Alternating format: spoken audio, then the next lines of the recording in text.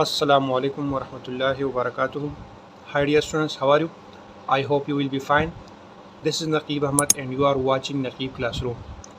Students, आज है unit number 4 में लेक्चर नंबर 6 और आज के इस लेक्चर नंबर 6 में हम डिस्कस करेंगे कंज्यूमर प्राइस इंडेक्स नंबर। ठीक है, यानी आज के इस लेक्चर पे हम जानेंगे कि कंज्यूमर प्राइस इंडेक्स नंबर क्या है और हम इसको किस तरह कैलकुलेट करते हैं। लेकिन आपने इस लेक्चर के आखिर तक हमारे साथ रहना है। अच्छा students, consumer price index number को प्रॉपरली डिस्कस करते हैं। कंज्यूमर प्राइस इंडेक्स नंबर को शॉर्टली CPI लिख सकते हैं। C mean consumer, P mean price और I मीन इंडेक्स। ठीक है, तो जब भी आप कहीं पर CPI देखें तो CPI का मतलब ये है कंज्यूमर प्राइस इंडेक्स नंबर। ठीक है, ये आपने याद रखना है। Wholesale price index number measure the change in the price in general. Wholesale price index number क्या करता है?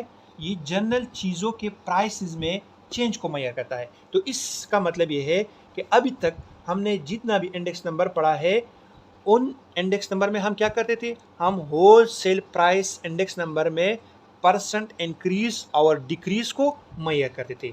ठीक है, और जब बात आती है कास्ट ऑफ लिविंग की, यानी specified class of people. Specified class of people का मतलब ये है किसी खास कैटेगरी के लोग, यानी लेबर हो गए, स्कूल टीचर हो गए, बिजनेसमैन हो गए, एट्सेट्रा। इसी तरह स्पेसिफाइड एरिया, यानी ये लोग जिस एरिया में रहते हैं उस एरिया को स्पेसिफाइड एरिया हम ले लेते हैं, यानी विलेज हो गया, टाउन हो गया, सिटी हो गया, ठीक है, एट्सेट्रा। तो ये लोग अपनी ज़िंदगी की ज़रूरियात कहाँ से लेते हैं, कहाँ से ख़रीदते हैं? ये लोग ज़िंदगी के ज़रूरियात लोकल शॉप से ख़रीदते हैं, यानी रिटेलर से ख़रीदते हैं। ठीक है, रिटेलर को वो पेमेंट करते हैं। तो इसलिए कास्ट ऑफ लिविंग जो है ये होलसेल प्राइस इंडेक्स नंबर के मदद से मेजर नहीं किया जा सकता। ठीक है, ये cost of living wholesale price index number के थ्रू मेजर नहीं किया जा सकता। ठीक है, क्योंकि इसमें क्या आया है? रिटेलर आया है, क्योंकि ये रिटेलर से चीज़ें खरीदते हैं, रिटेलर को पेमेंट करते हैं, और यहाँ पर क्या है? ये होलसेल है। ठीक है, तो कास्ट ऑफ लिविंग होलसेल के मदद से मेजर नहीं किया जा सकता, यानी ये होलसेल हमें कास्ट ऑफ लिविंग में इंक्रीज और डिक्रीज, यानी परसेंट इंक्रीज और परसेंट डिक्रीज के बारे में नहीं बता सकता।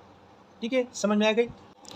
अब यहाँ पर एक टर्म यूज़ होता है बास्केट, यानी used for cost of living, यानी कास्ट ऑफ लिविंग के लिए ये बास्केट टर्म यूज़ होता है। ठीक है, अब बास्केट का क्या मतलब ये है? बास्केट का मतलब ये है कि रोज़मर्रा के इस्तेमाल में जो चीज़ें आती है, ठीक है, उसको हम बास्केट कह सकते हैं। बस सिंपल आपने ये याद रखना है। यानी फॉर एग्ज़ाम्पल बास्केट में ये आ सकते हैं food, clothing, house rent, fuel, lighting, education, etcetera.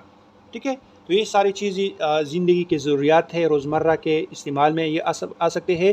ठीक है, तो इनको हम क्या कह सकते हैं? बास्केट। ठीक है, अब यहाँ पर हमने ये डिस्कस किया है कि ये जो स्पेसिफाइड क्लास ऑफ पीपल है, यानी लेबर हो गए, स्कूल टीचर हो गए, बिजनेसमैन हो गए, ये जब भी डेली लाइफ की चीज़ें ख़रीदते हैं तो ये क्या करते हैं? ये लोकल शॉप से ख़रीदते हैं। ठीक है, यानी रिटेलर से ख़रीदते हैं, और उसको हम क्या कहते हैं? रिटेल प्राइस कहते हैं, यानी रिटेल प्राइस इंडेक्स नंबर कहते हैं, और उस रिटेल प्राइस इंडेक्स नंबर को हम कंज्यूमर प्राइस इंडेक्स नंबर भी कहते हैं। ठीक है, अब आते हैं कंज्यूमर प्राइस इंडेक्स नंबर की डिफिनीशन की तरफ। तो कंज्यूमर प्राइस इंडेक्स नंबर का डिफिनीशन कुछ इस तरह है: a statistical measure that examine the average percentage change in the cost of living of a particular class of people living in a specified area at a given period of time as compared to base period. यानी consumer price index number क्या है? Consumer price index number ये एक statistical major है जिसमें हम किसी ख़ास एरिया के ख़ास लोगों को लेते हैं और उसकी कास्ट ऑफ लिविंग को एक ख़ास पीरियड में एक ख़ास पीरियड के साथ कंपेयर करते हैं। ठीक है, और उसमें हम जो चेंज देखते हैं उस चेंज को हम कंज्यूमर प्राइस इंडेक्स नंबर कहते हैं। ठीक है, समझ में आ गई? नेक्स्ट है main steps involve in the construction of CPI, यानी जब आप कंज्यूमर प्राइस इंडेक्स नंबर को कंस्ट्रक्ट करते हैं तो इसके लिए आपने 4 स्टेप्स याद रखने हैं।